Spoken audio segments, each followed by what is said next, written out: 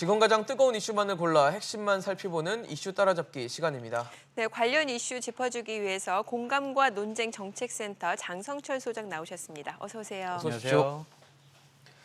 신현영 교수 얘기 좀 해보겠습니다. 네. 코로나 의사, 코로나 교수로 유명해진 사람인데 더불어시민당의 비례대표 1번이 됐어요. 근데 이 신 교수가 과거에 이 조국 전 장관의 딸인 조민 씨를 두고 특혜 케이스다, 전형적인 특혜 케이스다라고 비판을 해서 논란이 일고 있는데 일단 뭐 시민당 쪽에서는 원론적인 이야기였다라고 일단 뭐 봉합을 하려고 하는 것 같긴 한데 그래도 뭐 논란 자체가 쉽게 가라앉지는 않은 것 같습니다. 쉽게 가라앉을 겁니다. 왜냐하면 그럴까요? 네, 두 가지 이유 때문이에요. 네. 하나는 지도부가 보호를 하고 있어요. 네. 아까 우리 앵커께서 말씀하셨듯이 이거는 그냥 한 번 얘기한 거야. 그냥 섣부른 단서, 단정이 아니고 그냥 이게 조심스럽게 얘기를 했다. 그렇게 지도부가 지금 보호를 하고 있고요. 예. 또 하나는 일단은 지금 한 번뿐이에요. 그렇기 때문에 이런 것들이 여러 군데서 여러 번, 예를 들면 다른 방송이나 다른 기고문을 통해서 조국 이거 잘못됐어라고 했으면 지금 조국을 강력하게 지지하고 있는 그런 권리당원이나 의원들은 이거 큰일인데 이거 잘못된 거 아니야라고 생각하겠지만 어쨌든 지도부가 보호하고 있고 한 번뿐이라는 것 때문에 논란은 그냥 한 하루 이틀 가고 별 문제 없을 것 같은데 잦아들까요? 그 변수가 있어요. 뭔가요? 지금 네티즌 수사대들이 지금 신현영 이분이 어떤 얘기를 했는지에 대해서 어마어마하게 찾고 지금 있어요? 추적하고 있어요. 근데 여기서 만약에 한두 건이라도 더 나오게 되면 예. 이것은 앵커께서 말씀하시는 것처럼 논란이 확산될 수도 있죠. 근데 현재 상황에서 보면 지금 한 이틀째 안 나오고 있거든요. 예. 그럼 별로 논란이 크게 오래 갈 것 같지는 않습니다. 네.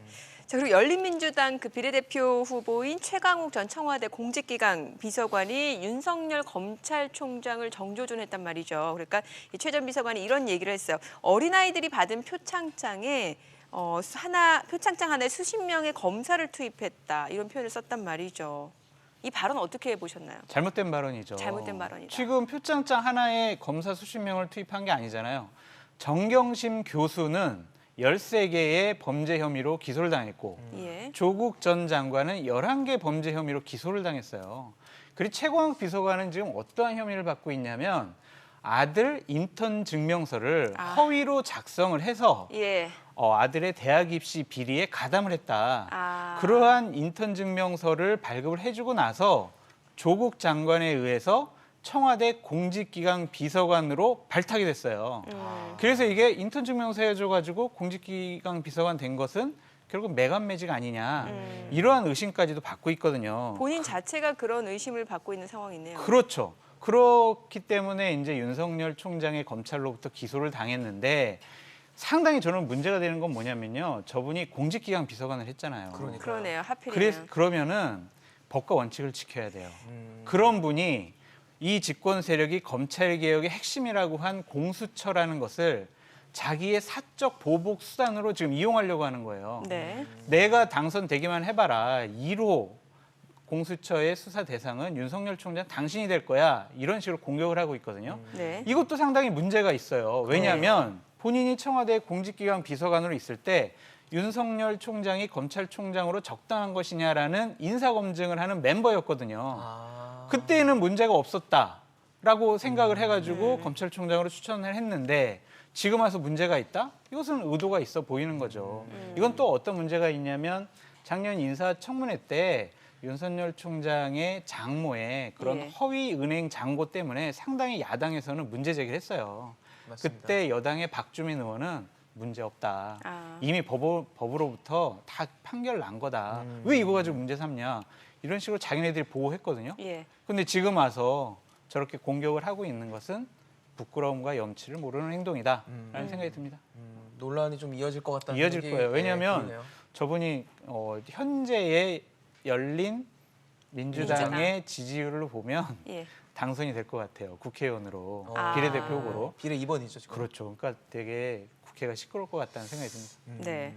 또 얘기가 또 되는 인물 중에 하나가 김종인 미래통합당 총괄선대위원장입니다. 과거에 뭐 아무래도 전 민주당 비례대표 위 대표였기 때문에 이 범여권에서 일제히 비난을 하고 있어요. 그러니까 당을 아예 바꿔버리고 기조를 바꾼 상황이기 때문에. 근데 이게 그래서 김종인 위원장의 존재가 위협적이라는 얘기인 건지 아니면 뭐 좀 신경이 쓰이기 때문에 두들기기 하는 건지 둘 다죠. 뭐 하여튼 근데 되게 아플 거예요. 왜냐하면 저분이 어쨌든 2016년에 민주당 총선 승리에 가장 큰 역할을 하셨던 분이고 네. 경제학자로서 상당히 조예가 깊잖아요. 예. 그러니까 어제 일요일 같은 경우에도 본인이 우리나라 지금 예산을 쓰지 못하는 불용 예산들이 있으니까 네. 정부에서 좀 편성을 다시 해서 구조조정을 해서 예, 예. 다시 항목을 제출해라. 그럼 국회에서 대략 20%인 100조 정도를 다시 한번 이 코로나19를 우리 극복하는 데 써야 된다. 이런 식의 아주 대안을 제시했지 않습니까? 예.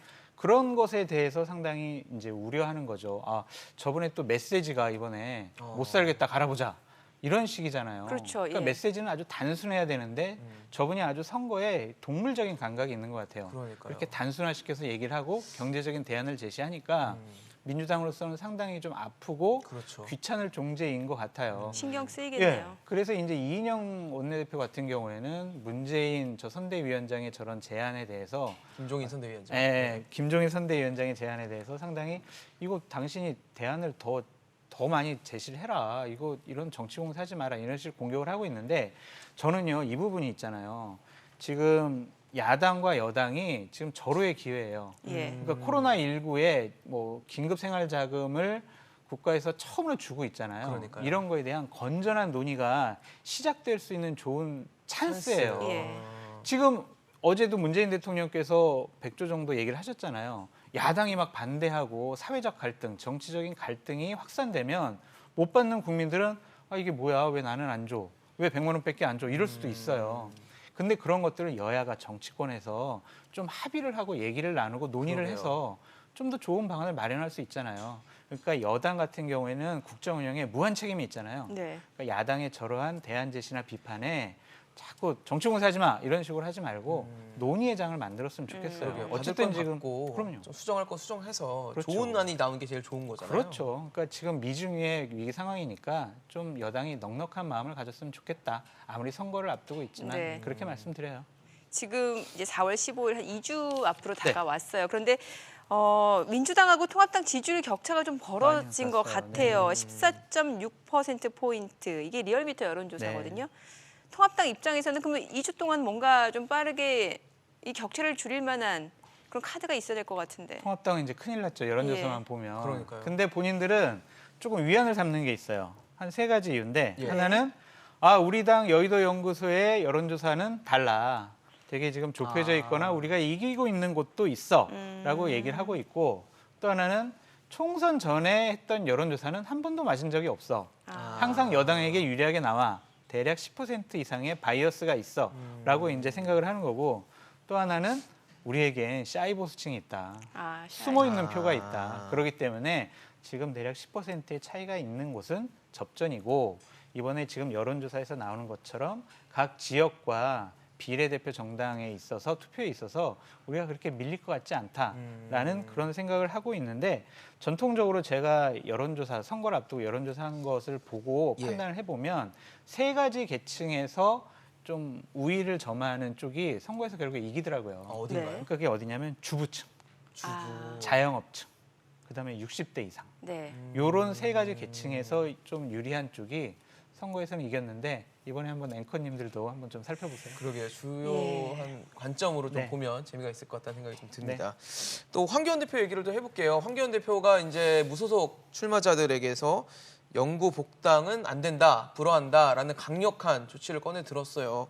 아무래도 뭐 돌아올 수 없다라는 얘기를 한 거니까 대구 수성을에 지금 무소속 출마를 하려는 이 홍준표 전 대표 같은 경우는 못 돌아오는 건가라는 생각이 들더라고요. 홍준표 대표가 얘기했죠.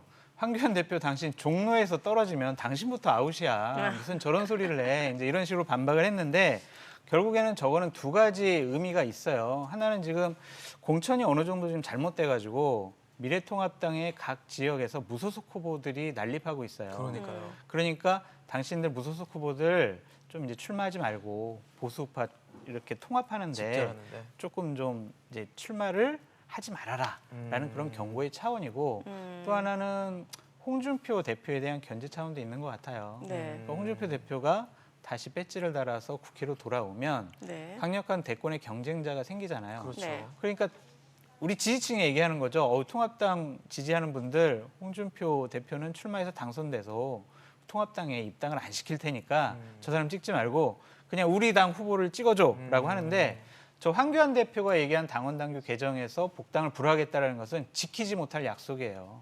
왜냐하면 나중에 보세요. 선거 지나고 나서 의석수가 상당히 여당에 부족을 하거나 일당되는데 한두 석이 부족해요. 그러면은 당연히 무차별적으로 우리 쪽 사람들 그렇죠. 영입을 해서 네. 제1당을 만들어야죠. 그러니까 저것은 선거 전에 흔히 당 지도부가 하는 언론적인 얘기였다라고 말씀드리고요. 지키지도 못하고 번복되겠네요. 안 지킬 약속입니다. 네.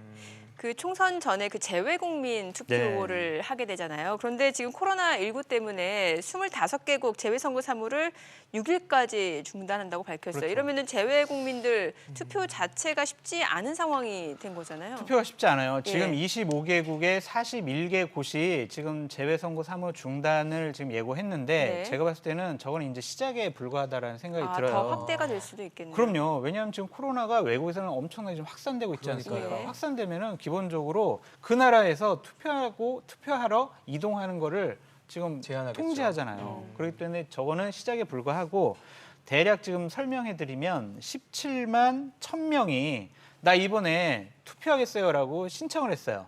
그러니까 외국에 사는 재외국민이라고 모두 다 투표하는 게 아니에요. 네. 본인들이 교민들이 신청해야 돼요. 나 투표할 거라고. 그랬는데 8만 5천 명 정도가 이제 투표를 못하게 됐어요. 예. 현재로는. 그래서 지금 현재 9만 명 정도가 투표가 가능한데 이 수치를 가지고 우리가 한번 예측을 한번 해보자고요. 네.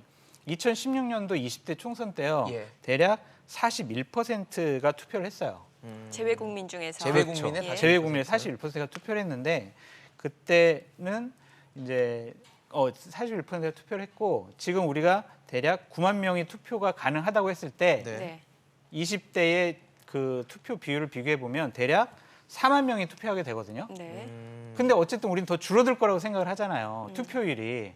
그럼 대략 20%의 투표율이라고 생각을 하면 결국에는 2만 명 정도가 이번에 총선 때 투표하게 됩니다.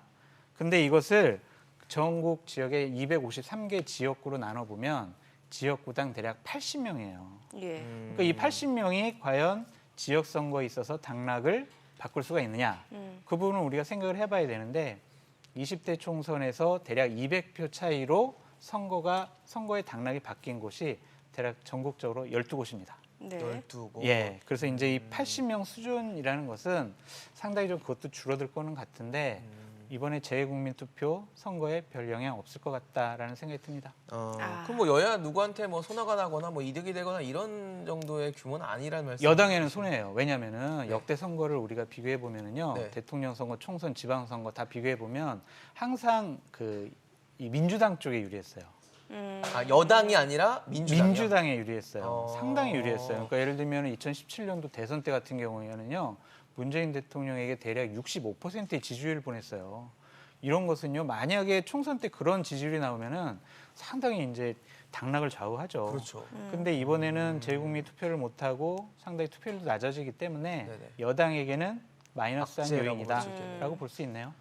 네, 알겠습니다. 오늘 이슈 따라잡기 공감과 논쟁 정책센터 장성철 소장이었습니다. 잘 들었습니다. 고맙습니다. 감사합니다.